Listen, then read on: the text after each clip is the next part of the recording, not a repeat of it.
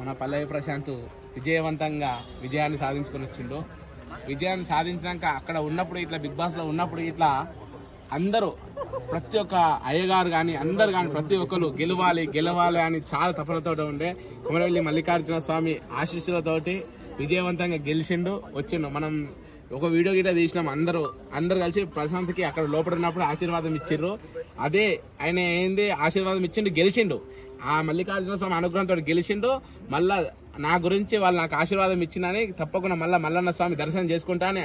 ఆయనకి ఇష్టమైన దైవము, మళ్ళీ ఇంటి గురువు దైవము, సకల దైవమైనట్టు కొమరవెల్లి మల్లికార్జున స్వామి దర్శనాన్ని చేసుకుంటూ కొత్త సంవత్సరంలో నూతనంగా ప్రారంభించి కొమరవెల్లి మల్లన్న స్వామి దర్శనం చేసుకుని ఇంతమంది అయ్యగారులతోటి ఆశీర్వాదం పొందిండు. చాలా అదృష్టవంతుడు. స్వామియే శరణమయ్యప్ప. స్వామియే శరణమయ్యప్ప. కొమరవెల్లి మల్లన్నకి వచ్చినంటే జై జవాన్.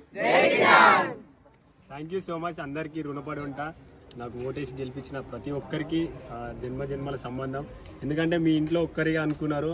నిజంగా నాకు ఎవరైతే ఓటేసిరో అందరు గెలిచిర్రు, నేను కాదు. మనం అందరం గెలిచినాం. మనం గెలవాలని ఎవరెవరు అనుకురో అందరం గెలిచినట్టే. జై జవాన్ వచ్చినంటే